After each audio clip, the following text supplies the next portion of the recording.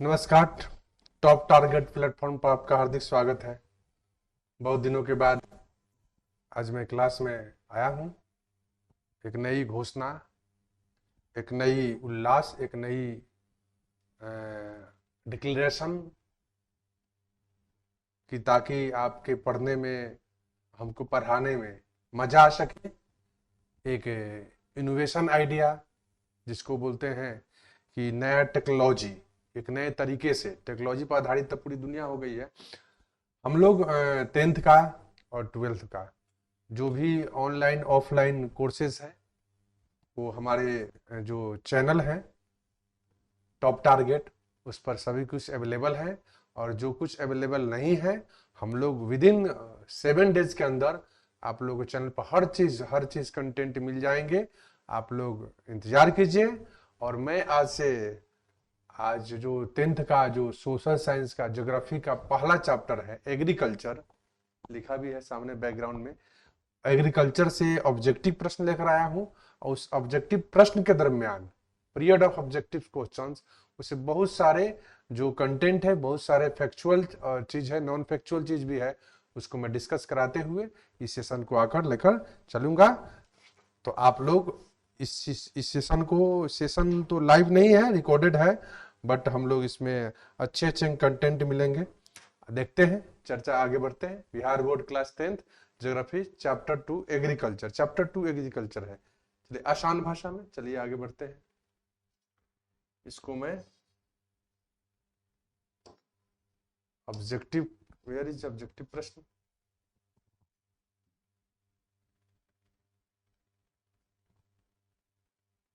चलिए आइए, पहला क्वेश्चन आ गया। पहला क्वेश्चन है जो आप पढ़िएगा एग्रीकल्चर चैप्टर, उसमें पहला प्रश्न ये है कि निम्नलिखित में खरीफ फसल कौन है। फसल बहुत प्रकार के होते हैं। खरीफ फसल होते हैं, रबी फसल होते हैं, ज़ैद फसल होते हैं, नगदी फसल जिसको कमर्शियलाइज क्रॉप्स बोलते हैं या कमर्शियल क्रॉप्स बोलते हैं। तो फसल 3 प्रकार के होते हैं, बात है। इसमें खरीफ कौन है, तो अगर इसमें थोड़ा सा देखा जाए, वेट, थोड़ा सा देख लेते हैं। इसमें पेन को ले ले हम, पेन, वेयर इज पेन, ये आ गया। चलिए आप लोग यहाँ आ जाइए। इसमें खरीफ फसल, तब फसल 3 प्रकार के होते हैं, लिखिए। फसल के प्रकार, टाइप्स ऑफ क्रॉप्स, ये 3 प्रकार के होते हैं, जिसको बोलते हैं, एक बोलते हैं नगदी, ओ नगदी फसल नहीं, पहले लिखिए रबी फसल। पहले आपको रबी फसल है,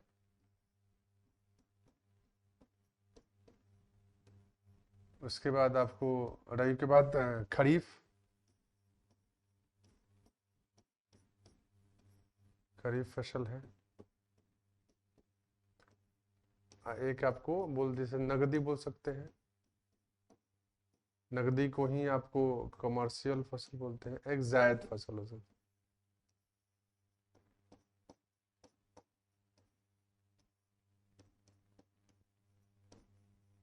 फसल। अब इतिहास में जाते हैं कि फसल क्या क्या, तो आपको तरीका ये रखिएगा। रबी फसल में तरीका ये रखिएगा, खरीफ फसल में तरीका, एक मिनट रखिएगा, कि रबी फसल जब भी बोया जाता है इसको, तो ठंडा के समय बोया जाता है। कब, यानी ठंडी के समय। कब बोई जाती है? ठंडी के समय ये क्या होती है, बोई जाती है। ठंडी के समय ये बोई जाती है, ठंडी के समय ये बोई जाती है। ठीक है। और आपको इसमें यह रखना है दिमाग कि खरीफ फसल ये ठंडी में, तो ये गर्मी में बोई जाती है। कब बोई जाती है भैया? गर्मी में बोई जाती है, और गर्मी में बोई जाती है।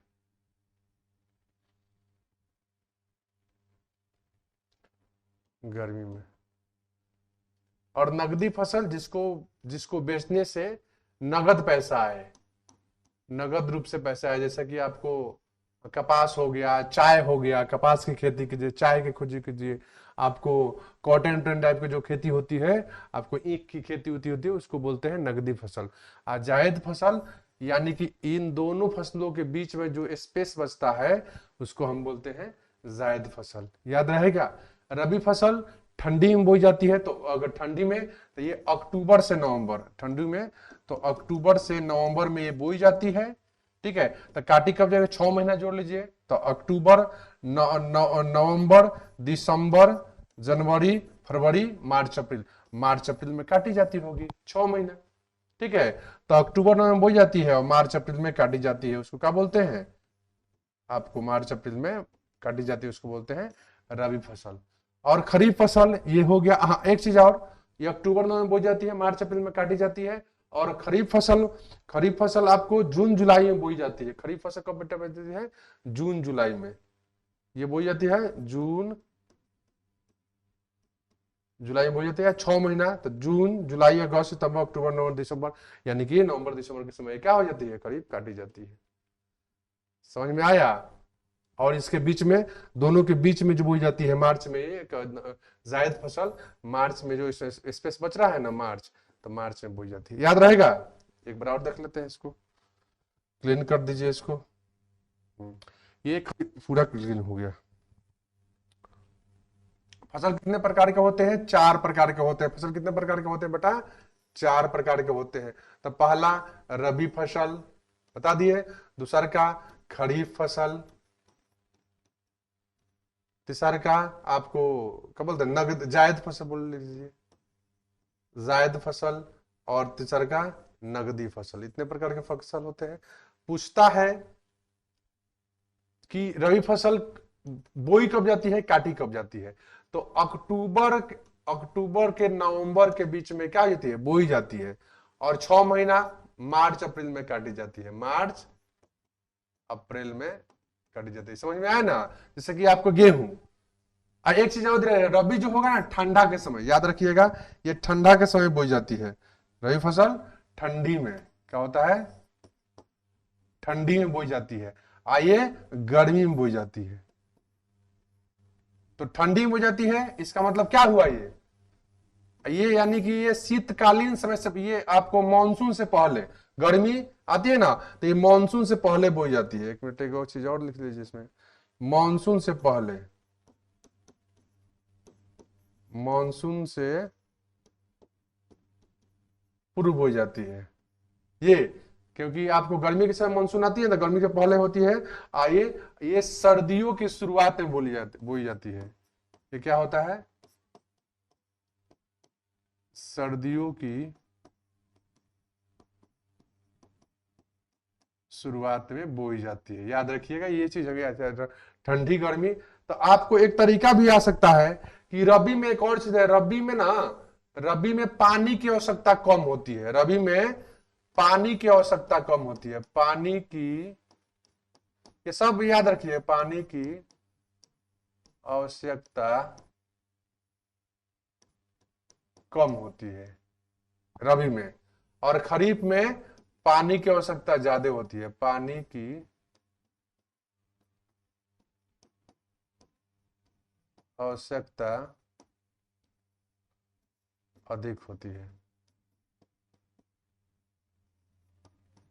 अब देख कैसे, रबी में याद रखिएगा आपको गेहूं होगा, रबी में क्या होगा, गेहूं होगा, जौ होगा, मटर होगा, आपको मटर होगा, आपको जितना भी दलहन तिलहन नहीं, तिलहन में आपको सरसों होगा। ये सब क्या होता है, ये रबी फसल में आता है।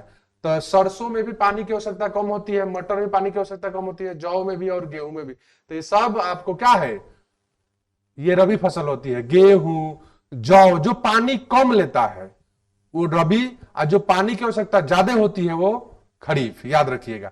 और रबी फसल अक्टूबर नवंबर में बोई जाती है और मार्च अप्रैल में काटी जाती है। आपको खरीफ फसल जून जुलाई में बोई जाती है और अक्टूबर नवंबर काटी जाती है। जून जुलाई हो गया तो जून जुलाई अगस्त सितंबर अक्टूबर, अक्टूबर नवंबर काटी जाती है, 6 महीने पीरियड रहेगा।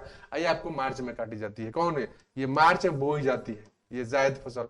और नगदी फसल का मतलब होता है जिससे त्वरित रूप में पैसा, इंस्टेंट मनी दे, जो जिसको बेचकर INS, इंस्टेंट मनी,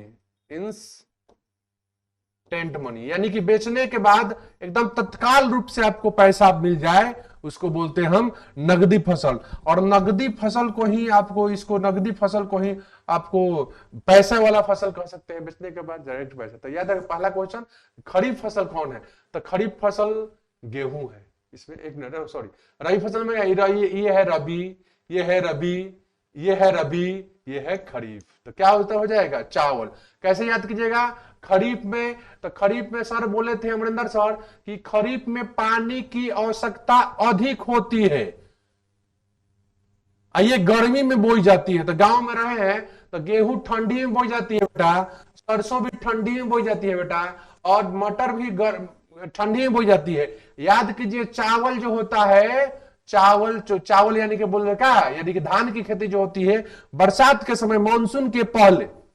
तो अगर कोई पूछे कौन सा फसल मानसून के पहले बोई जाती है, तो खरीफ फसल मानसून के पहले बोई जाती है, और रबी फसल और शीतकालीन बोल रहे हैं, यानी कि ठंडी के समय, यानी कि सर्दियों के शुरुआत में, यानी ठंडी के शुरुआत में आपको रबी, और मानसून से पहले आपको खरीफ, याद रखिएगा। और खरीफ फसल जो पानी की आवश्यकता अधिक होती है, रबी फसल में पानी की आवश्यकता कम होती है। आगे बढ़े, चलिए। इसमें आपको नगदी फसल में जूट हो गया, कॉफी हो गया, चाय हो गया, जिसको बेचने के बाद डायरेक्ट आपको इंस्टेंट मनी दे, उसी को हम नगदी फसल कहते हैं। आगे बढ़ते हैं, चलिए आगे। आगे बढ़िए।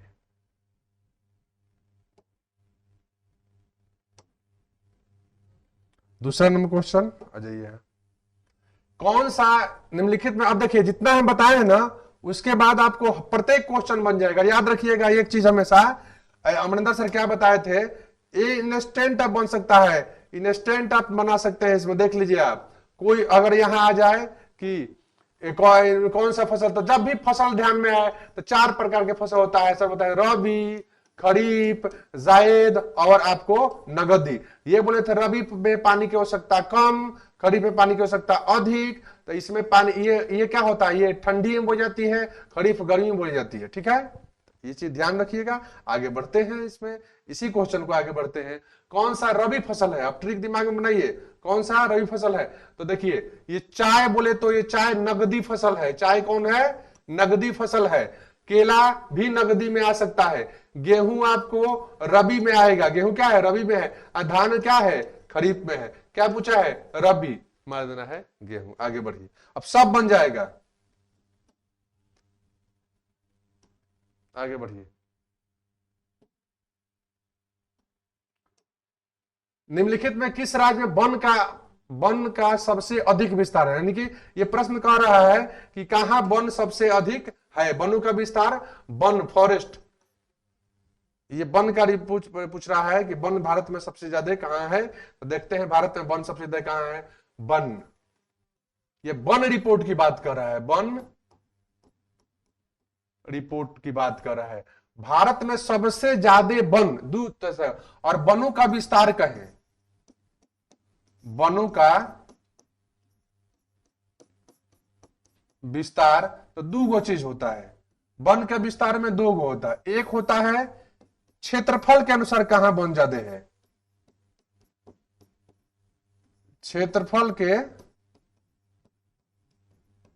अनुसार अकॉर्डिंग टू एरिया। एक होता है प्रतिशत के आधार पर, एक होता है प्रतिशत के आधार पर। तो अगर क्षेत्रफल बोले तो यानी कि कहने का मतलब कि उसका जितना टोटल एरिया है, उसका एरिया है, उस एरिया में कितना वन है। 10 कट्ठा मान लीजिए 10 कट्ठा, हमने अपनी भाषा में 10 कट्ठा अगर कोई किसी का क्षेत्रफल है, तो उस 10 कट्ठा में कितना उस क्षेत्र में वन है, वो क्षेत्रफल के आधार पर कहते हैं। अब प्रतिशत के आधार पर कहने का मतलब क्या है कि क्षेत्रफल जितना है उसके हिसाब से, एक है ना उत्पादन और प्रोडक्टिविटी, प्रोडक्शन एंड प्रोडक्टिविटी, उत्पादन और उत्पादकता, वही पर है। तो क्षेत्रफल के अनुसार भारत में सबसे ज्यादा वन है, उसका है पहला है मध्य प्रदेश। पहला है क्या बेटा? पहला है मध्य प्रदेश, मध्य प्रदेश। दूसर का है अरुणाचल प्रदेश, दूसर का है अरुणाचल प्रदेश, तीसर का है मध्य प्रदेश का बेटा बोलिए तो छत्तीसगढ़। इसका ट्रिक है क्षेत्रफल में MAC, तो M for MP, A for Arunachal Pradesh और C फॉर छत्तीसगढ़। ये है, यहां अगर मध्य प्रदेश में वन देखा जाए तो 77,000 वर्ग किलोमीटर है, यहां आपको 65,000 वर्ग किलोमीटर है, और यहां आपको 56,000 स्क्वायर वर्ग किलोमीटर है। तो भारत में सबसे ज्यादा वन कहां है? मध्य प्रदेश। अगर आप प्रतिशत के आधार पर देखा जाए तो सबसे ज्यादा वन, आप प्रतिशत के आधार पर देखा जाए तो सबसे ज्यादा वन है मिजोरम में लगभग 85%, यानी उसके एरिया का 85% वन है। 100 कट्ठा अगर जमीन है तो 85 बीघा जमीन पर का है वन है। ये बोलता है क्षेत्रफल के प्रतिशत के आधार पर, वह प्रतिशत के आधार पर सबसे ज्यादा वन है। 100 बीघा जमीन है, अब 85 88 कहने का प्रतिशत है, 85 बीघा जमीन, 85 बीघा जमीन पर वन है। इसका मतलब वन यानी वन दोनों चीज, वन भी और आपको फॉरेस्ट सर्वे रिपोर्ट जो 2023 आया था उसके अनुसार बता रहे हैं, जंगल वन सब जो है। तो सबसे ज्यादा वन है मध्य प्रदेश में, उसके बाद अरुणाचल प्रदेश में, और उसके बाद आपको छत्तीसगढ़ में। अगर देखा जाए प्रतिशत में, दो है मिजोरम।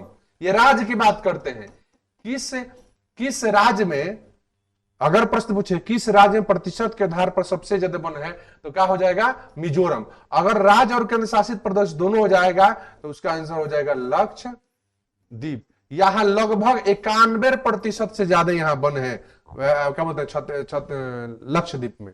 तो लक्षद्वीप में सबसे ज्यादा 91% वन है। ठीक है, अगर पूरा कहा जाए कि भारत में वन कितना है तो लगभग 8 लाख के आसपास, 8 लाख वर्ग किलोमीटर के आसपास भारत में वन है, लगभग 8 लाख। भारत के क्षेत्रफल है 32,87,263, तो इसमें आपको वन होनी चाहिए अकॉर्डिंग टू फॉरेस्ट रिपोर्ट या according to ecosystem, according to biodiversity, पारिस्थितिक तंत्र के हिसाब से किसी भी क्षेत्र में उसके किसी भी क्षेत्र में लगभग 33% के आसपास वहां वन होनी चाहिए, लगभग 33%। अगर मैदानी क्षेत्र बोले तो लगभग 33%, ऐसे है 33.31 या 32% है, होनी चाहिए मैदानी क्षेत्र पर। अब पहाड़ी क्षेत्र पर उसका डबल यानी 66% पहाड़ी क्षेत्र पर, पठारी क्षेत्र पर, जैसे अरुणाचल प्रदेश है, मेघालय है, मिजोरम है, नागालैंड है, सिक्किम है, वहां आपका लगभग 66%, जितने भी पर्वतीय या हिमालयन स्टेट है वहां लगभग 66% वन होनी चाहिए। है भी, जितने भी नॉर्थ ईस्ट है लगभग 75% से ज्यादा वहां वन है, मेघालय, मिजोरम, नागालैंड, सिक्किम में देखा जाए तो। लेकिन हमारे मैदानी क्षेत्रों में डेवलपमेंट ज्यादा है, औद्योगिक क्रांति का प्रभाव सबसे ज्यादा यहां पर ही थी, और विकास की गति भी सबसे ज्यादा हमारे हिमालयन स्टेट पर नहीं, बल्कि जितने भी हमारे प्लेन एरियाज के स्टेट्स हैं वहां है। इसका अगर प्लेन एरिया में ज्यादा डेवलपमेंट है तो स्वाभाविक है कि वनों का ह्रास उससे वहीं ज्यादा होगा। अभी जब 2014 के बाद जो मोदी सरकार आई है तो जितने भी हिमालयन स्टेट्स हैं, नॉर्थ ईस्ट, जिसको नेफा बोलते हैं, नॉर्थ स्टेट्स फ्रंटियर एजेंसी, नेफा जिसको बोलते हैं, 7 बहन 7 सिस्टर बोलते हैं, वहां वनों का ह्रास बहुत तेजी से हुआ है। अगर देखा जाए कि भारत में वनों का ह्रास सबसे ज्यादा कहां हुआ है तो जहां ज्यादा है वही ना ह्रास ज्यादा होगा, जिसका पैर ज्यादा होगा टूटेगा उसी का, समझ में आ रहा है ना। तो वनों का ह्रास भी सबसे ज्यादा हमारा पर्वतीय क्षेत्र हो या पठारी क्षेत्र हो या आपको नॉर्थ ईस्ट स्टेट से परे है। ठीक है, तो भारत में वन सबसे ज्यादा है मध्य प्रदेश में, उसके बाद अरुणाचल प्रदेश में, उसके बाद छत्तीसगढ़ में। मध्य प्रदेश में लगभग 77,000 वन है, अरुणाचल प्रदेश में लगभग 65,000 वर्ग है, 65,000 वर्ग किलोमीटर, और छत्तीसगढ़ में लगभग 56,000 वर्ग किलोमीटर वनों का विस्तार है। और प्रतिशत के आधार पर देखा जाए तो भारत में सबसे ज्यादा वन है कहां? मिजोरम में लगभग 85% है। अगर मिजोरम को छोड़ दिए, मिजोरम को इंक्लूड कर लिया जाए और केंद्र शासित प्रदेश को भी जोड़ लिया जाए तो सबसे ज्यादा वन है लक्षद्वीप में, लगभग 91% वन है। भारत में वनों का विस्तार कितना है? लगभग 8 लाख वर्ग किलोमीटर वन है। और भारत में वनों का विस्तार या भारत में वन का विस्तार प्रतिशत के आधार पर कितना है तो लगभग 25% भारत में वन है। होनी कितनी चाहिए? 33%। है कितनी? 25%। ठीक है, लगभग 25.17। ऐसा है वन 8,23,000 सॉरी 8,27,236 वर्ग किलोमीटर है भारत में वन। चलो ये लिखवा भी देते हैं। अगर देखा जाए भारत में वन है 8,27,231 वर्ग किलोमीटर वन है ये क्षेत्रफल में, और है कितना वन, लगभग 27%, सॉरी लगभग 25 पॉइंट कुछ पर 25 लगभग 25% भारत में वन है। सबसे ज्यादा कहां है, सबसे अधिक वन कहां है बेटा, मध्य प्रदेश। लगभग कितना बेटा, 77,000 वर्ग किलोमीटर। उसके बाद है मध्य प्रदेश का दूसरा का स्थान है, दूसरा का स्थान है आपको अरुणाचल प्रदेश। अरुणाचल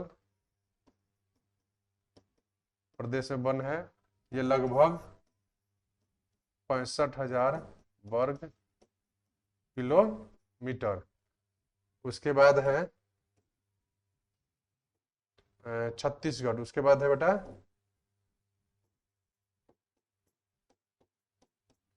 छत्तीसगढ़ में वन है, ये लगभग 55,000 के आसपास है, 55 वर्ग किलोमीटर। भारत में वन कितना है, 8,27,000। चलो आगे बढ़ते हैं।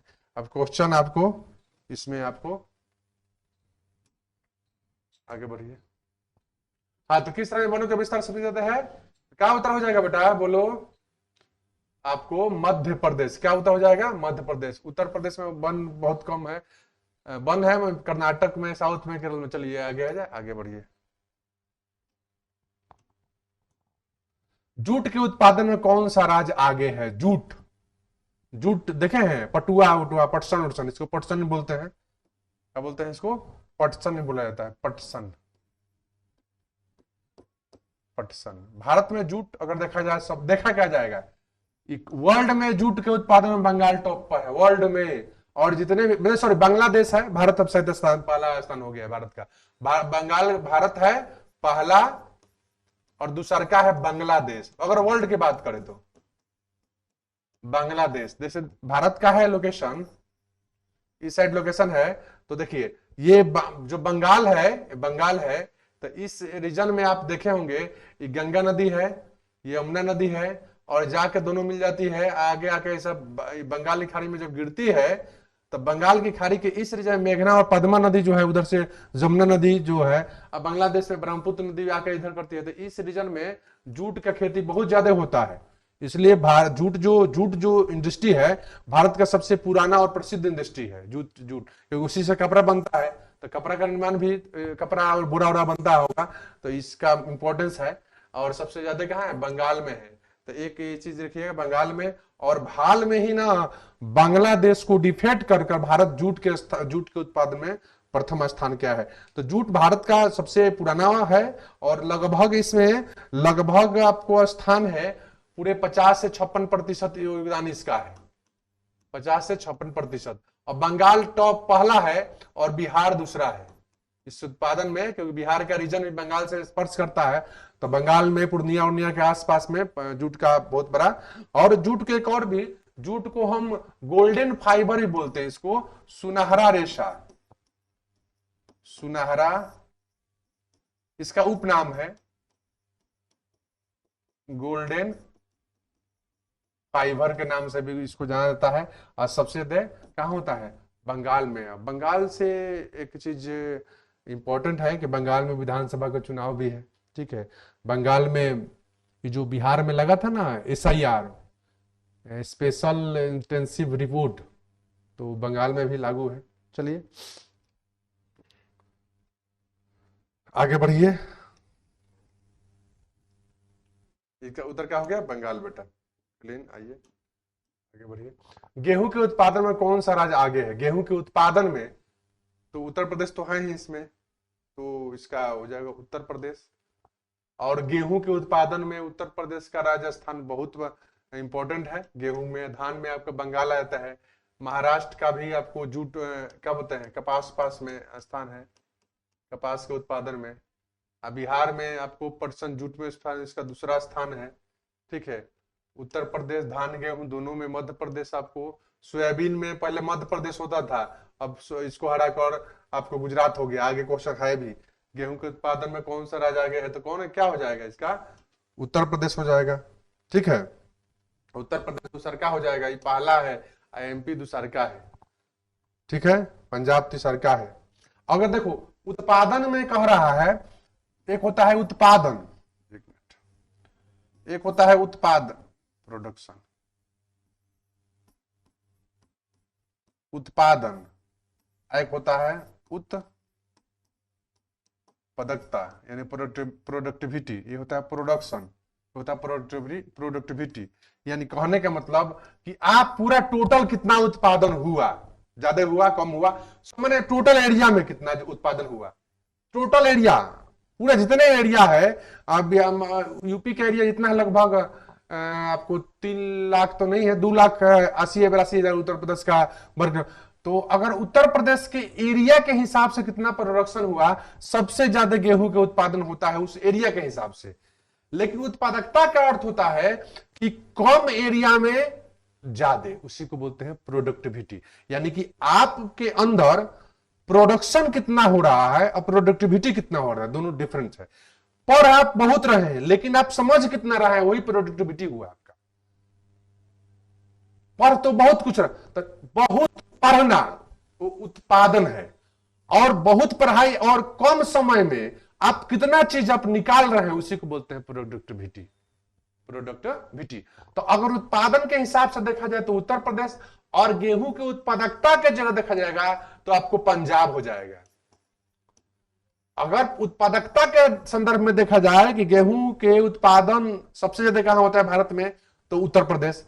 लेकिन अगर उत्पादकता के हिसाब से देखा जाए तो सबसे ज्यादा पंजाब, यानी पंजाब कम एरिया में ज्यादा प्रोडक्शन करता है, क्योंकि वहां टेक्नोलॉजी है, औद्योगिक क्रांति सबसे पहले आई।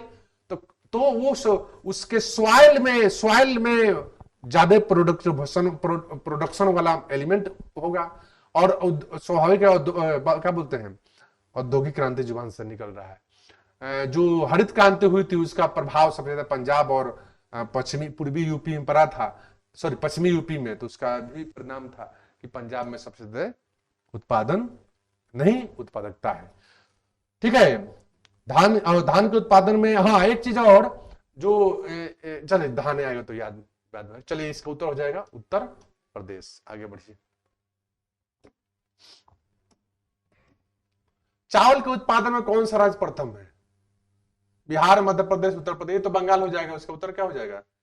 इसका उत्तर हो जाएगा बंगाल। क्या उत्तर हो जाएगा? बंगाल। धान, ये चावल बोलिए, धान बोलिए।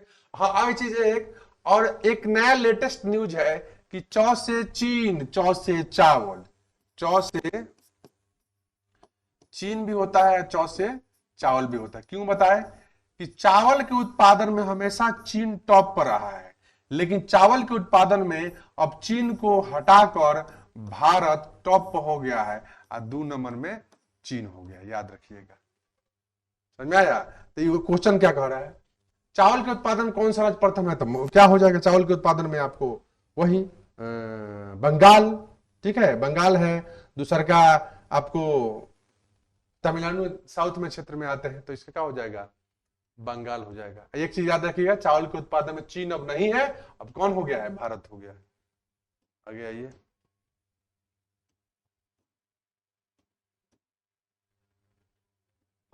आगे आइए। शीतकालीन फसल कौन सी है जो ठंडा के समय, अभी उसी ट्रिक बता दिए, शीतकालीन यानी ठंडा में बोनी जाने वाली फसल कौन है? ये चावल तो गर्मी बताए, गर्मी प्याज नहीं होगा, ये मरुआ नहीं होगा, क्या हो जाएगा? गेहूं हो जाएगा। यानी कि शीतकालीन फसल को क्या कह सकते हैं हम? वही रबी फसल की बात कर रहा है। रबी फसल की बात हम कहे थे कि रबी फसल क्या होती है? आपको शीतकालीन फसल, यानी कि आपको शीतकाल ठंडा के समय हो जाती है, क्या होगा? गेहूं होगा। आगे बढ़िए।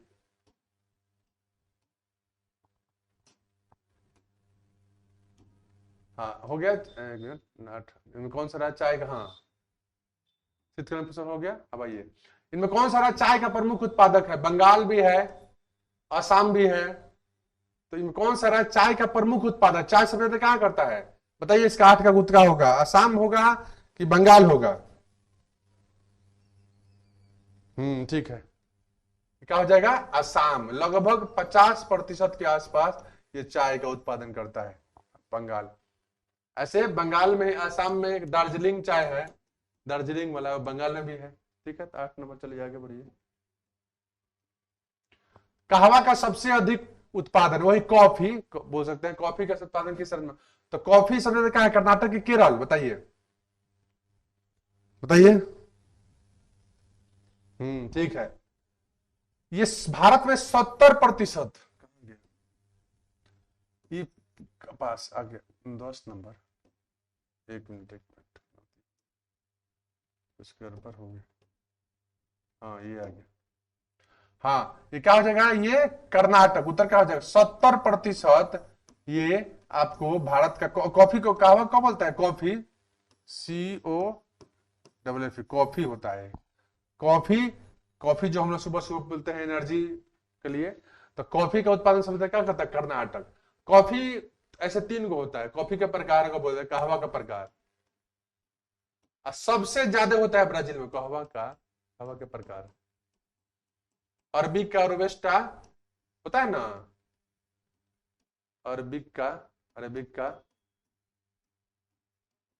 रोबस्टा, फायर होता है वो। कॉफी के केवल प्रकार होता है, 3 गो होता है, एक अरबिका, रोबस्टा और लिबेरिका। लिबेरिका होता है, कॉफी का प्रकार होता है। और भारत में सबसे ज्यादा फेमस क्या है? ये अरबिका है कॉफी, और रोबस्टा। और सब भारत अगर बजा जाएगा तो कॉफी का सबसे बड़ा ब्राजील। ब्राजील नॉर्थ अमेरिका का देश है, तो कॉफी का। और अरेबिका, रोबस्टा और लिबरिका। और भारत में सबसे प्रसिद्ध है, भारत का प्रसिद्ध कॉफी, भारत का प्रसिद्ध कॉफी यही फेमस है, अरबिका। और कहाँ होता है सबसे ज्यादा? कर्नाटक में, कर्नाटक में कॉफी। आगे बढ़े, अब अरबिका, रोबस्टा, लिबरिका, इसमें कैफीन की मात्रा ज्यादा होती है, कैफीन, और इसलिए पिया जाता है भाई, कैफीन ज्यादा हो। ठीक है। और ये कॉफी जो होती है ना, कॉफी एक पहले थे, 11वीं शताब्दी मध्यकालीन भारत की बात है, मध्यकाल से 12वीं शताब्दी से पहले एक बाबू बुदन थे, वही दूसरे देश में कहीं गए थे घूमने के लिए, तो कॉफी के बिया लाए थे 4-5, वही भारत में है। तो कॉफी के, कहवा का जो उत्पादन कर्नाटक में होता है, तो किस पहाड़ी से? तो बाबू बुदन की पहाड़ी, बाबू बुदन की पहाड़ी, नाम है उस पहाड़ी का, नाम भी है बाबू बुदन की पहाड़ी। तो कॉफी पहाड़ी भी इसको बोला जाता है, वही उसी के आसपास ये होता है। आगे बढ़िए,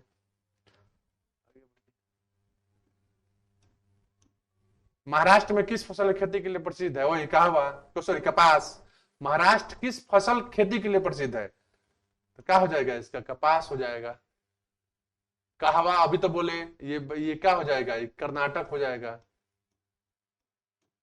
कर्नाटक। ये हो जाएगा, जूट हो जाएगा बंगाल, पश्चिम बंगाल, पश्चिम बंगाल।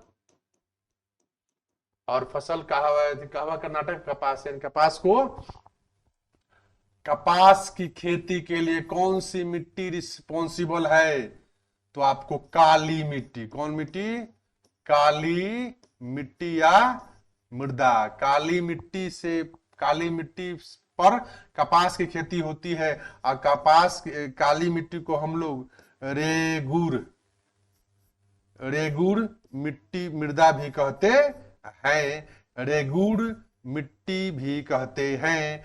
रेगुड़ मिट्टी या काली मिट्टी का निर्माण लावा, लावा के जमने से होता है, लावा के जमने से होता है, जमने, जमने के बाद, ठीक है, यानी कि ज्वालामुखी हुआ। यानी कि कोई पूछे ज्वालामुखी क्रिया के समय काली मिट्टी का निर्माण होता है, काली मृदा का निर्माण होता है। कोई पूछे निर्माण, कोई पूछे कि काली मिट्टी पर, काली मिट्टी में कौन सी खेती होती है, तो कौसे काली कौसे कपास। काली मिट्टी को अन्य नाम रे गुड़ मिट्टी ही है। काली मिट्टी का निर्माण ज्वालामुखी के क्रिया के फलस्वरूप होती है। फिर लावा के जमने के बाद कौन सी मिट्टी का निर्माण होता है, तो काली मिट्टी, कौसे काली कौसे कपास। आगे बढ़िए। उत्तर भारत में कौन सा राज्य गन्ना के उत्पादक के लिए प्रसिद्ध है, आपको उत्तर प्रदेश।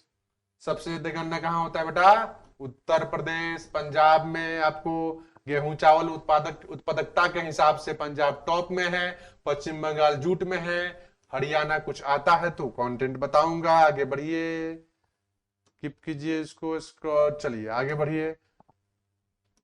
उत्तर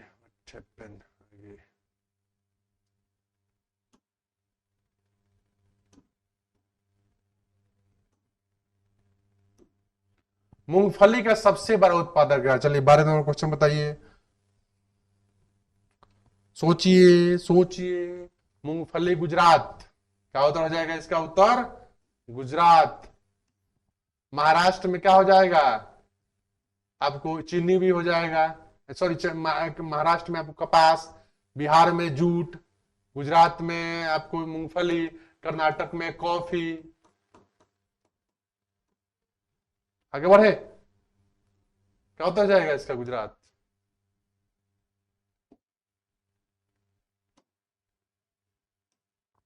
दक्षिण भारत में सर्वाधिक गन्ना का उत्पादक कौन करता है, दक्षिण भारत में कर्नाटक, महाराष्ट्र, महाराष्ट्र हो जाएगा। क्या हो जाएगा उत्तर इसका, महाराष्ट्र। ये क्वेश्चन एगो बीपीएससी में पूछता है कि पहले जो गन्ना उत्पादन था, उत्पादन आपको यूपी में होता था, लेकिन महाराष्ट्र में इसका स्थान हो गया। अब महाराष्ट्र के चीनी और माने साउथ के चीनी और उत्तर भारत के चीनी में क्या डिफरेंसेस है।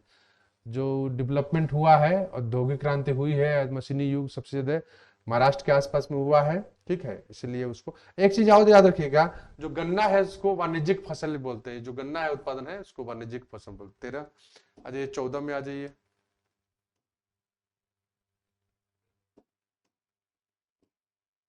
भारत में कितनी आबादी कृषि पर लगभग हुए, लगभग लोग 50 से आपको लगभग प्रभावित है, लोग इस पर अफेक्टेड है। तो लगभग लोग इसमें कितने प्रतिशत, लगभग 1/3 तो नहीं, 33% ज्यादा है लोग, 33% से लोग इसमें ज्यादा है, ठीक है। 1/4 ये कितना प्रतिशत हुआ है, 1/4 यानी 25% लोग ज्यादा है, ये कितना हुआ 20%, ये 2/3, हाँ इतना लोग लगे हुए हैं, लगभग 2/3 लोग, यानी 2/3 से कितना हुआ, 2/3 गुने 100, 33/3 67% लोग, 50 भाई, ये लगभग 2/3 लोग कृषि पर लगा हुआ है। लेकिन अगर देखा जाए ना, तो इसमें जीडीपी में योगदान इसका 17% है। अगर एग्रीकल्चर का जीडीपी में योगदान, जीडीपी में और योगदान है तो इतने हैं 33%, सॉरी 17%, लेकिन लोग कितना जुड़ा हुआ है, लगभग 66% लोग जुड़ा हुआ है इससे, ठीक है। 50% से ज्यादा लोग इसमें डिपेंडेंट है, निर्भर है। और जो एग्रीकल्चर है ना, वो प्राथमिक सेक्टर में आता है। अर्थशास्त्र का 3 सेक्टर है ना, प्राइमरी सेक्टर, सेकेंडरी सेक्टर और टेरिटरी सेक्टर। तो एग्रीकल्चर जो होता है वो प्राथमिक सेक्टर पर आता है, लेकिन आपको लोग उसमें इन्वॉल्वमेंट ज्यादा है, लेकिन कंट्रीब्यूशन जीडीपी में योगदान बहुत कम है, ठीक है। आगे बढ़िए। 15% याद रखिएगा, लगभग 50% है ज्यादा। आगे बढ़िए, चलिए। किस कृषि को प्रभावित करने वाले कारक नहीं है, तो कारक इंग्लिश में बोलते हैं फैक्टर। क्या बोलते हैं बेटा, फैक्टर, FACT। और फैक्टर का मतलब हुआ वो कौन सा चीज है, नहीं है, वो कौन सा चीज इसमें नहीं है, जो इसको नहीं होने से एग्रीकल्चर पर कोई भी प्रभाव नहीं पड़ेगा। उसके नहीं होने से, याद रखिएगा, उसके नहीं होने से एग्रीकल्चर पर कोई प्रभाव। अच्छा, मृदा नहीं रहेगा, अप्लाई कीजिए दिमाग, मृदा नहीं रहेगा तो खेती होगा, तो प्रभावित करता है। मृदा नहीं रहे, हम क्या बोले, इनमें से कौन से कृषि को प्रभावित करने वाले कारक नहीं है, माने इसमें हमें से जतना बा कौन ना रही, कौन चीज ना रही तबहू खेती होई। जय गो ऑप्शन बा, कौन ना रही तबहू खेती हो जाए। अच्छा, मिट्टी ना रही तो खेती होई, कॉमन सेंस रहना चाहिए इसको, मिट्टी को। जनसंख्या रहे, जनसंख्या नहीं रहेगा तो कृषि होगा, सोचिए, सोचने के लिए दे रहे हैं। तापमान नहीं रहेगा तो एग्रीकल्चर हो जाएगा, नमी नहीं रहेगा तो कृषि हो जाएगा। ये सोचिए पहले।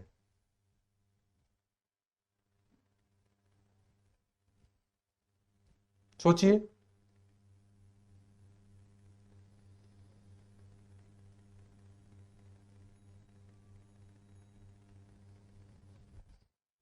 देखो, ये नमी रहनी चाहिए, तापमान भी रहनी चाहिए, मिट्टी भी होनी चाहिए, लेकिन जनसंख्या रहे या चाहे नहीं रहे, कृषि पर कुछ खास प्रभाव नहीं पड़े। तो कारक में ये नहीं आता है। कृषि को प्रभावित करने वाले कारक में कृषि को, एक मिनट, कृषि को प्रभावित करने वाले कारक, तो देखिए, पहल का हो जाएगा कि आपको वहां की जलवायु होनी चाहिए अच्छे, तो जलवायु में सब कुछ आ जाएगा, क्लाइमेट जिसको बोलते हैं, CLI। ठीक, क्या होना चाहिए, पहले उसको जलवायु होनी चाहिए, तो जलवायु में क्या आ जाएगा, जलवायु में आपको वर्षा आ जाएगा, यही जो लिखा है तापमान आ जाएगा, ये सब रहेगा जलवायु में। आपको लाइट होनी चाहिए, वहां कृषि के लिए क्या होनी चाहिए, वहां प्रकाश होनी चाहिए, तो जलवायु में जाएगा, जलवायु में होगा। दूसरका में कारक में, पहले तो जलवायु में सब कुछ आ गया। दूसरका में आपको मृदा की गुणवत्ता क्या होनी चाहिए, मृदा की क्वालिटी ऑफ सॉइल, तो मृदा यहां है ही तो मृदा होगा ही नहीं। दूसरका, तीसरका आ जाएगा तकनीकी रूप से, तकनीक डेवलपमेंट होनी चाहिए, टेक्नोलॉजिया जिसको बोलते हैं, तकनीक तकनीक यानी टेक्निक होना चाहिए, तकनीकी मान टेक्नोलॉजी, नया नया टेक्नोलॉजी आएगा तो वो चीज होता रहेगा। फिर आपको बाजार की मांग होनी चाहिए, क्या होनी चाहिए, बाजार की डिमांड ऑफ मार्केट, और सरकार की नीति भी, सरकार की पॉलिसी, ये सब होनी चाहिए। तो मृदा को प्रभावित करने वाले कारक कौन नहीं है, तो ये है ही, ये है ही, मृदा है ही, तो ये क्या हो सकता है, जनसंख्या नहीं हो सकता है। बहुत ज्यादा ऐसा नहीं है कि आप बोलिए खेती का, तो फिर आपको ये कृषि करेंगे किस लिए, पॉपुलेशन नहीं रहेगा, लेकिन जो फैक्टर है उसमें आपको ये सब नहीं है। समझ में आया ना, कौन सा ये चीज सोचना है उस प्रकार के। आगे बढ़िए।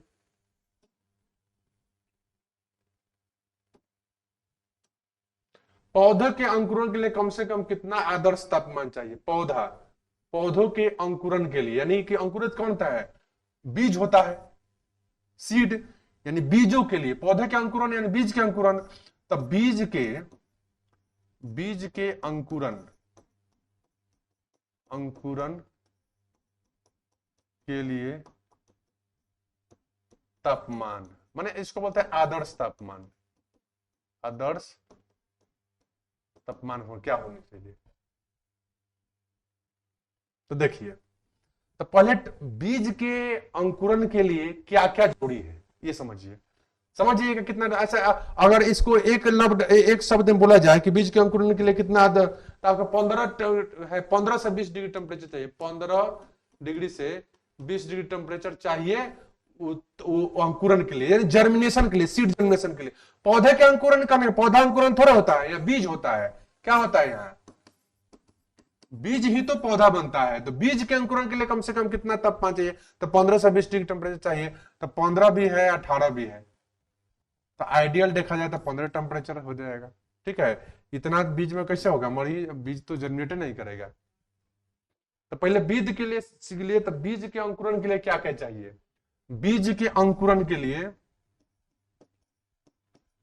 बीज के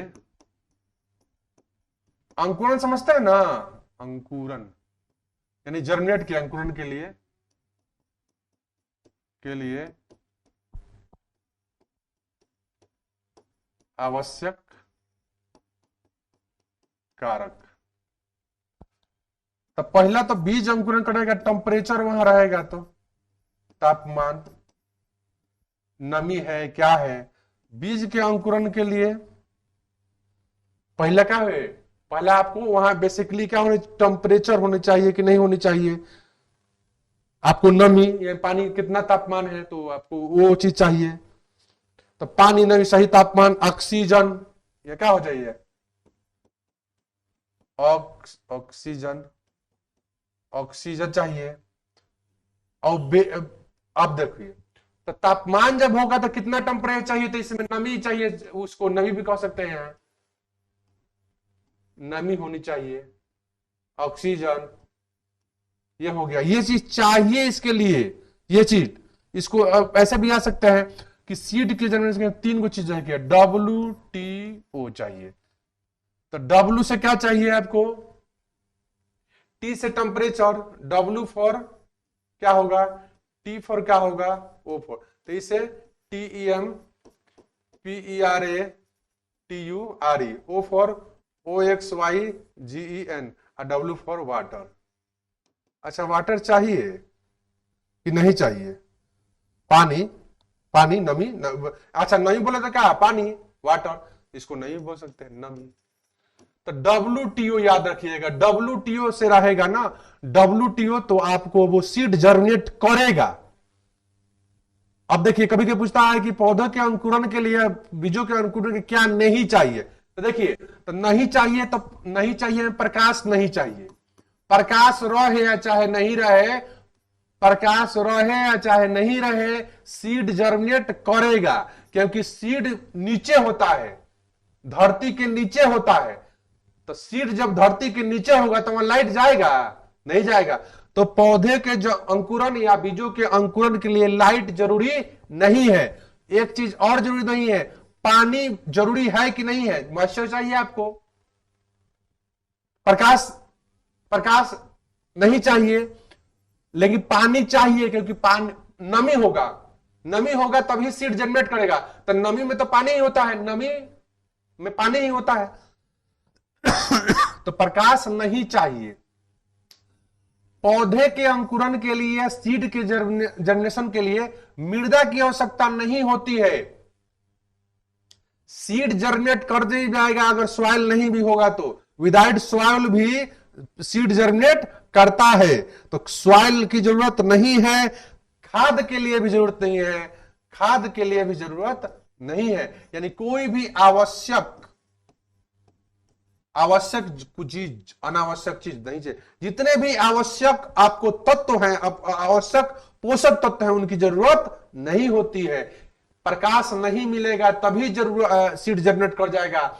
मृदा नहीं भी होगा तो सीड जनरेट करेगा। मृदा कहीं चढ़ दीजिए ना, यहां मृदा कोई सीड यहां रख दीजिए, यहां कोई भी सॉइल की जरूरत नहीं हो, कुछ दिन बाद उसका निकल जाएगा, अंकुरित हो जाएगा।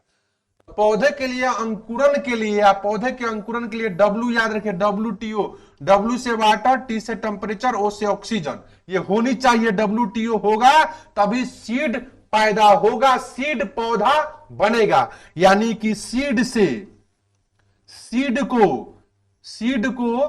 प्लांट तक ले जाने में WTO का अहम योगदान है। W फॉर वाटर, तो वाटर फॉर मॉइस्चर, तो W से वाटर कीजिए, W से वाटर कर दिया, चाहे W को उल्टा में कर दीजिए तो M हो जाएगा, यानी कि मॉइस्चर। ठीक है, W को सीधा कर दीजिए, तो वाटर बन जाएगा, डब्ल्यू को उल्टा कर दिएगा तो मॉइस्चर बन जाएगा, यानी कि वाटर से मॉइस्चर रहता है। और टी फॉर टेम्परेचर, यानी सही में बीज के जरूरत के लिए एक आदर्श टेम्परेचर 20 डिग्री चाहिए, जो हम लिखे हुए हैं 15 से 20 डिग्री टेम्परेचर भी चाहिए। और वो फॉर ऑक्सीजन चाहिए, उसको ले लेंगे। और नहीं होने के लिए आपको बिना मिट्टी के भी सीड जर्मिनेट कर जाएगा, बिना प्रकाश के भी जर्मिनेट कर जाएगा, और कोई भी पोषक तत्व नहीं भी होगा, क्योंकि सीड में ऑलरेडी ना पोषक तत्व विद्यमान हो जाता है, तभी सीड जर्मिनेट करता है। चलिए ज्यादा चर्चा नहीं, आगे बढ़िए, समझिए आप चीज से। तो इसमें क्या हो जाएगा 15। रबर की खेती भारत में किस राज्य में होता है? केरल में, गुजरात में, इसमें केरल में हो जाता है। केरल में कहां हो जाएगा इसका उत्तर? केरल में। रबर की खेती कहां होता है? केरल में होता है।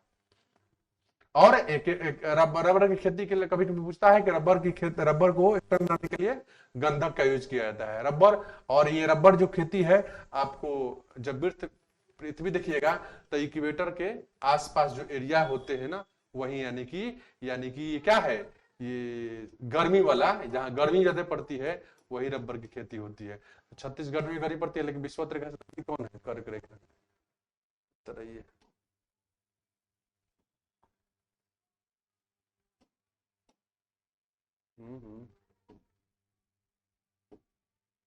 चलिए आगे। अरे भट्ट पेन कर दिया। पूर्वोत्तर राज्यों में स्थानांतरित कृषि को किस नाम से जानते हैं? झूम की खेती। पूर्वोत्तर में क्या बोलते हैं? झूम की खेती। अलग अलग राज्यों में अलग अलग इसका नाम भी है। झूम की खेती ऐसे बोलते हैं। नॉर्थ ईस्ट में क्या बोलते हैं इसको?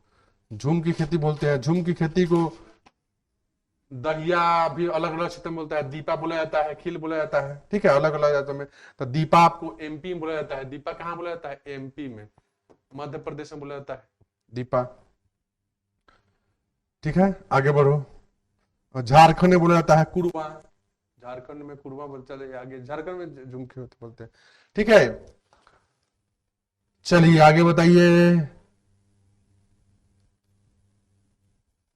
आगे बढ़िए। पूर्वोत्तर स्थानांतरित कृषि, कृषि याद रखिएगा, स्थानांतरित, शिफ्टिंग एग्रीकल्चर, स्थानांतरित, ये शिफ्टिंग एग्रीकल्चर, शिफ्ट कर दे, SHIFT, शिफ्टिंग एग्रीकल्चर, यानी कि एक तरह से शिफ्टिंग एग्रीकल्चर पर्यावरण के लिए घातक है।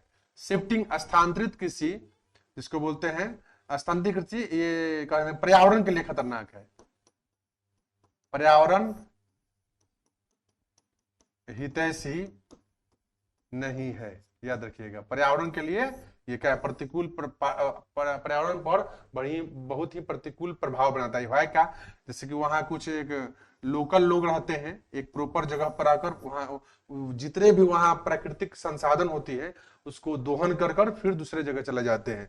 तो यहाँ का जब तक वहां को, कहने का मतलब पर्यावरण को, वहां के आर्थिक, वहां के संसाधन को, प्राकृतिक संसाधन को पूरी तरह से दोहन कर लेते हैं, और तब दूसरे जगह शिफ्ट हो जाते हैं, और फिर यहाँ वही करेंगे, फिर वहां यही करेंगे, यहाँ यही करेंगे, ऐसे कर देंगे, तो इसको बोलते हैं ये पर्यावरण के लिए बहुत घातक है। जैसे इंडोनेशिया में इसको लदांग बोला जाता है, श्रीलंका में इसको चेना बोला जाता है, वियतनाम में इसको रे बोला जाता है, ब्राजील में इसको रोको बोला जाता है, अलग अलग राज्यों पर। और खिल जो होते हैं ये हिमालयन स्टेट में, हिमालयी क्षेत्र में बोला जाता है इसको, हिमालयी क्षेत्र में क्या बोला जाता है इसको? खिल बोला जाता है। रोको ब्राजील में बोला जाता है, दीपा एमपी में बोला जाता है। चलिए अलग अलग नाम है, पूछता है। आपको जारा बोला जाता है, आपको दक्षिण राज्य में जारा इसको बोला जाता है, अलग अलग नाम है। एमपी में खिल होता है। आगे बढ़िए। झारखंड में कुरवा बोला जाता है। आगे बढ़िए, क्लीन कीजिए। झारखंड में स्थानांतरित कृषि को क्या कहा? अभी तो कुरवा, अभी तो बोले। झारखंड में क्या बोलता है? कुरवा। कुमारी आपको आपको पश्चिमी घाट में बोला जाता है, इस रीजन में। ये भारत है ना, ऐसे ऐसे, तो इसको ही बोलते हैं पश्चिमी घाट, इसको बोलते हैं पूर्वी घाट, इसको बोलते हैं पूर्वी घाट, इसको बोलते हैं पश्चिमी घाट, पश्चिमी घाट। अब पश्चिमी घाट पूर्वी घाट के मिलन स्तर को नीलगिरी की पहाड़ी यही है, नीलगिरी की पहाड़ी है। चलिए आगे बढ़िए। पश्चिमी घाट में इसको क्या बोलते हैं? कुमारी। पूर्वा हो गया। पूर्व आपको आंध्र प्रदेश में बोला जाता है, आंध्र प्रदेश में बोला जाता है। ये सब शिफ्टिंग एग्रीकल्चर का नाम है, ठीक है। कुमारी केरल के पश्चिमी, केरल में पश्चिमी घाट में केरल में बोला जाता है इसको, कुमारी को केरल में। आगे बढ़िए। भारत में शुद्ध बोई गई भूमि का कितना प्रतिशत हेक्टेयर है? देखो शुद्ध भारत में ना 42% जो टोटल एरिया है, जैसे भारत का क्षेत्रफल जो है, भारत का कुल क्षेत्रफल 32,87,263 वर्ग किलोमीटर से इस क्षेत्रफल का 42% पर शुद्ध बोई हो जाती है। शुद्ध बोई गई बोई होता है 42%, तो 42% याद क्या, 14 करोड़ के आसपास। 32 लाख है तो 14 लाख कैसे हो जाएगा? 14 लाख में हो जाएगा, ये हो जाएगा। आगे बढ़िए।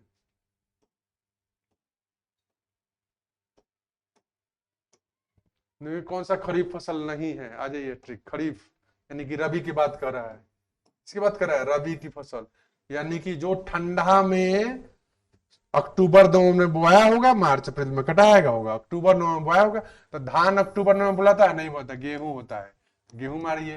ये धान होता है खरीफ। कौन होता है ये? खरीफ। ये हुआ रबी। मूंगफली ये रबी।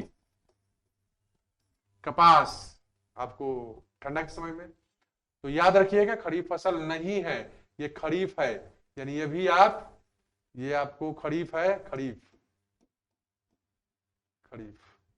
नहीं है तो कौन नहीं है? गेहूं रबी है।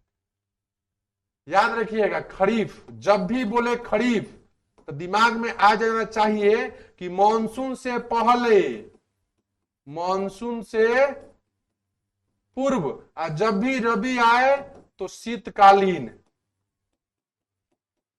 ठंडा का समय। आगे आइए, हो गया। कौन सा धान की एक फसल नहीं है? ये कुछ होगा धान के, सुमन कोई ब्रांड होगा। चलिए आइए, 27 हो गया। धान की खेती के सर्वाधिक भूमि किस राज्य में है? ये है बंगाल में। धान सबसे कहाँ है? बंगाल में। आगे आइए।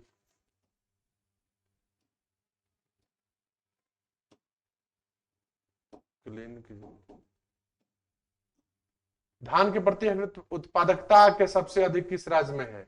ये पंजाब में। अभी बताए ना, उत्पादन में धान आ गया तो बंगाल। ये क्या है? उत्पादन में। क्या है ये?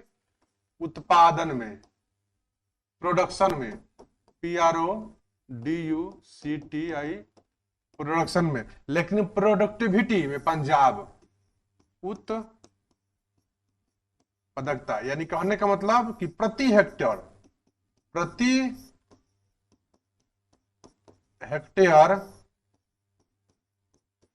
उत्पादन में प्रथम राज्य। ये गेहूं में भी है और धान में भी है। कौन? पंजाब। याद रखिएगा। आगे बढ़िए। ज्वार की सबसे अधिक खेती किस राज्य में होती है? गेहूं तो ज्वार की खेती राजस्थान में।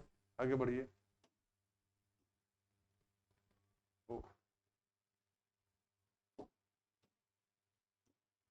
बाजरा का उत्पादन कौन सा राज्य है? बाजरा में आपको आ जाएगा, बाजरा में 28 का। ज्वार तो महाराष्ट्र में हो जाएगा ना। एक मिनट, ज्वार में महाराष्ट्र हो जाएगा। ये धान खेती हो गया, ज्वार में महाराष्ट्र हो जाएगा। अब बाजरा आ गया, जिसको मिलेट्स ही बोलते हैं। बताइए।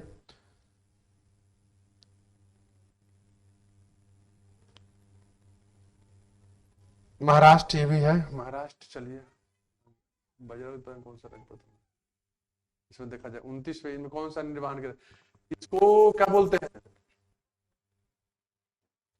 माने जीवन जीने के लिए निर्वाह खेती को ही बोलते हैं। आपको जायद फसल भी कह सकते हैं इसको, जायद फसल, जायद फसल नहीं ना, क्या बोलते हैं, नगदी फसल। क्या होती है? नगदी फसल नहीं ना, जीवन जीने के लिए। नगदी फसल तो वो होती है जो ना, जिसको बोलते हैं वाणिज्यिक खेती। नगदी फसल को क्या बोलते हैं? जिसको बेचने के बाद, यानी कि जैसे कि चाय हो गया, कॉफी हो गया, कहवा हो गया, आपको रबर हो गया, ये सब नगदी फसल में आता है। और निर्वाहन एग्रीकल्चर में जीवन जीने के लिए जितना हम तो क्या है, धान गेहूं नहीं है। धान भी है, गेहूं भी है, ज्वार बाजरा ये नहीं है। ज्वार बाजरा भी आ सकता है, ज्वार बाजरा मिलेट्स वाला भी हो सकता है क्या? गन्ना नहीं है, सी हो जाएगा। जीवन जीने के लिए तो हम क्या करते हैं, ज्वार बाजरा तो यूज करते ही ना। जैसे कि राई हो गया, मरुआ हो गया, ये ज्वार बाजरा में आते हैं, मिलेट्स बोलते हैं। जैसे श्री अन्न इसको बोलते हैं, क्या बोलते हैं इसको? मोदी जी नया नाम देंगे इसको, श्री अन्न बोलते हैं। और ज्वार में सबसे, और ज्वार बाजरा में आपको महाराष्ट्र आगे है, टॉप में है। कौन राज्य है? महाराष्ट्र। तो जीवन, अगर जीवन जीने के लिए जो खेती होती है उसी को निर्वाहन एग्रीकल्चर बोलते हैं। तो उपज नहीं है तो ये है, धान भी है, धान भी है, गेहूं भी है, और ये ज्वार बाजरा है कौन नहीं? ये गन्ना। गन्ना एक तरह से होते हैं, क्या होते हैं, एक तरह से नहीं, नगदी फसल होती है। कौन है? नगदी फसल होते हैं। और नगदी फसल कभी भी निर्वाहन एग्रीकल्चर नहीं हो सकता है। नगदी फसल बेचने के बाद हम, तो नगदी फसल हमेशा कम किया जाता है, और कम किया जाता है, और उस पर वो बेचने के बाद ज्यादा हमको प्रॉफिट होता है। नगदी फसल में कम होता है, और निर्वाहन खेती ज्यादा मात्रा में किया जाता है, वो उसका एरिया ज्यादा होता है। आगे बढ़िए। स्थानांतरित कृषि में निम्न में से किस फसल को उत्पादन नहीं किया जा सकता है? तो शिफ्टिंग एग्रीकल्चर में आपको हम जितने भी निर्वाहन, शिफ्टिंग में हम कैसा क्या नहीं कर सकते हैं शिफ्टिंग में? जौ, केला, मक्का, कपास, बताइए तो।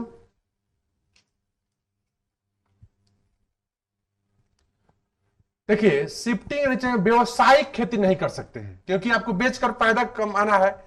तो आपको ये कर सकते हैं, कपास, याद रखिएगा, स्थानांतरित कृषि, स्थानांतरित जो एग्रीकल्चर होता है, कृषि होता है, उसमें स्थानांतरित कृषि नगदी फसल नहीं हो सकता है। नगदी फसल नहीं हो सकता है, सकता है, इसमें नगदी फसल नहीं हो सकता है। तो स्थानांतरित कृषि में किस फसल का उत्पादन नहीं किया? तो नगदी फसल इसमें नहीं होता है, तो नगदी फसल में निकाल दीजिए। कपास, मक्का नगदी फसल है नहीं है, जौ नहीं है, केला नहीं है, तो क्या हो जाएगा? कपास। तीसरे क्या हो जाएगा?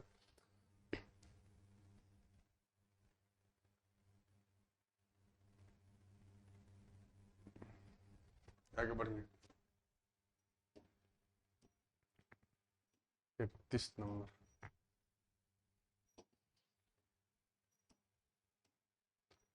तिलहन के उत्पादन में भारत में विश्व में कौन सा स्थान है? तिलहन के उत्पादन में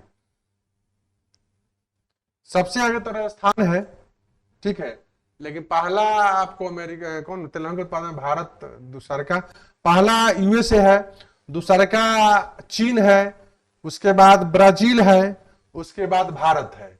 तो पहला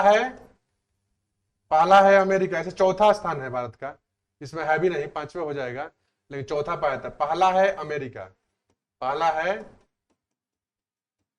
अमेरिका, दूसरा का है चीन, दूसरा का है चीन, उसके बाद ब्राजील, उसके बाद भारत। 4 3 2 1, चौथा, पांचवा मारिए। आइए, मूंगफली का सबसे अधिक उत्पादन किस राज्य में? टाइप बदला है मूंगफली। मूंगफली सबसे पहले गुजरात में होता था, ये लेकिन इसे मारना ही है। आंसर क्या है इसका? गुजरात। लेकिन मध्य गुजरात, गुजरात चलिए, छत्तीसगढ़ का स्थान हो गया है शायद। डाटा है, न्यू डाटा, इसको न्यू अपडेट कर लीजिएगा, न्यू अपडेट्स कर लीजिएगा। आगे बढ़िए। भारत में नारियल का प्रदेश किस है? केरल में। नारियल सबसे ज्यादा कहाँ होता है? केरल में होता है। भारत में नारियल का प्रदेश केरल में। कर्नाटक में कहवा। उड़ीसा में आपको उड़ीसा में आपको आयरन आयरन बोलते हैं, कोल बोलते हैं। असम में चाय बोल लीजिए। इसका उत्तर क्या हो जाएगा? केरल। 34 नंबर। ग्रीष्मकालीन पर्याप्त वर्षा किस फसल के लिए उपयुक्त है? ठंडा में धान, गेहूं, कपास, चना। तो ठंडा में आपको ग्रीष्मकालीन उत्तर हो जाएगा इसका कपास नहीं, गेहूं नहीं। ग्रीष्मकालीन पर्याप्त वर्षा किस फसल में बोलता है? धान में नहीं, चन्ना में। चलिए आगे हो जाएगा, इसका हो जाएगा धान या गेहूं, तो धान में चलिए ये हो जाएगा 34। 35 आइए। पंजाब किस फसल का सर्वमुख उत्पादक है? गेहूं। पंजाब में क्या हो जाएगा? गेहूं। उत्पादकता और उत्पादन दोनों में। उत्तर प्रदेश और बिहार में रागी मरुआ को बोलते हैं। क्या बोलते हैं इसको? मरुआ। मरुआ एक तरह से मछुआ नहीं होता है, मछुआ नहीं, मरुआ। ये एक तरह से क्या है ये? मोटा अनाज बोलते हैं इसको। मोटा, मोटा अनाज। सरकार इस पर बहुत बल दे रहा है, मोटा अनाज पर। जैसे बाजरा, बाजरा, रागी, ये सब। मरुआ, कोई मरुआ को ही रागी बोलते हैं बिहार में। तो ये इसको इसको श्री अन्न भी कहते हैं। मोदी जी इसका नया नाम रखे हैं, श्री अन्न। ठीक है। मिलेट्स जिसको बाजरा बोलते हैं, मोटे अनाज बोलते हैं। मोटा अनाज नहीं, मोटे अनाज होता है, मोटे अनाज। मोदी जी नया नाम दिया है क्योंकि इसमें पर्याप्त रूप से पोषण होता है। इसमें क्या है? पौष्टिक होता है, पौष्टिक होता है। और एक चीज पौष्टिक होता है। और ये इसमें ये जो लोग आजकल जो रोग हो रहा है, जिसको शुगर बोलते हैं या डायबिटीज बोलते हैं, तो डायबिटीज के लिए और शुगर जो रोगी होते हैं उनके लिए मोटे अनाज बहुत क्या बोलते हैं, कारगर साबित हो रहे हैं। और ये ग्लूटेन्स की मात्रा इसमें क्या होती है? उपयुक्त अनाज है, ग्लूटेन्स होते हैं अच्छा। और जो महाराष्ट्र में सबसे ज्यादा बाजरा वजरा होता है, रागी होता है मोटे अनाज को। ज्वार है, बाजरा है, रागी है। ठीक है, तो ये चीज हुआ। इनमें कौन सा दलहन दाल की फसल नहीं है? अब बताइए, दाल किससे नहीं होता है? मसूर तो होता ही है, अरहर होता ही है, चना होता ही है, बाजरा नहीं। बाजरा तो एक तरह से मोटे अनाज है, मोटे अनाज। ये मोटे अनाज है। और ये क्या बोलते हैं, रोटी और जैसे चावल के स्थान पर ये सब लिए जाते हैं, बाजरा नहीं है। इससे दाल है, सब दलहन। और दलहन में सबसे ज्यादा आपको राजस्थान में आसपास में होता है, राजस्थान की जगह। चाय किस प्रकार की कृषि फसल है? रोपण, निर्वाहन, दुग्ध और रबी। देखिए, निर्वहन खेती अभी हम बताएं। निर्वहन खेती में क्या होता है? जैसे कि गेहूं, चावल, दाल, ये आपको बोलते हैं निर्वहन खेती। दुग्ध है ही नहीं। रबी फसल जो ठंडा के समय बोया जाए, यानी शीतकालीन फसल भी बोल सकते हैं इसको, शीतकालीन। ठीक है। तो इसमें रोपन बोलते हैं इसको। क्या बोलते हैं? चाय किस प्रकार की फसल है? रोपन, रोपते हैं इसको प्रकार के। आगे बढ़िए। अरबिका और रोबस्टा किस प्रकार के? कहवा भी तो पता है, कहवा का कहवा के प्रकार में, कहवा के प्रकार, कहवा के प्रकार में एक बोला है। ओ गॉड,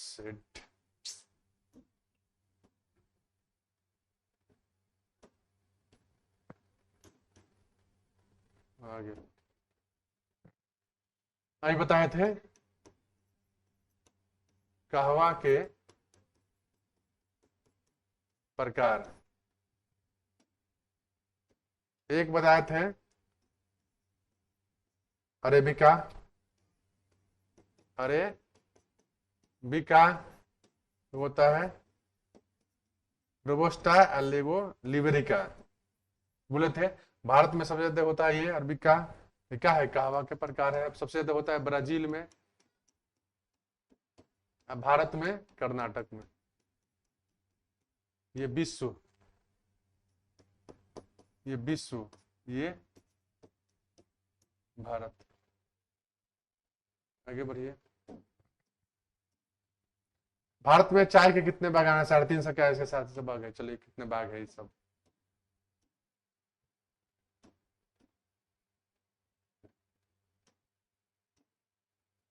चाय अंतिम प्रश्न था, ये लास्ट प्रश्न था, इस सेशन का लास्ट प्रश्न था। चलिए आगे हम जो पहला चैप्टर है आगे नेक्स्ट सेशन लेके आऊंगा। तब तक के लिए जय हिंद, जय भारत। आज 40 प्रश्न किया, 40 प्रश्न से अगर कोई डाउट हो तो कमेंट में आप पूछ सकते हैं कि ये सर क्या इससे समझ में नहीं आएगा आया। तब तक के लिए जय हिंद, जय भारत।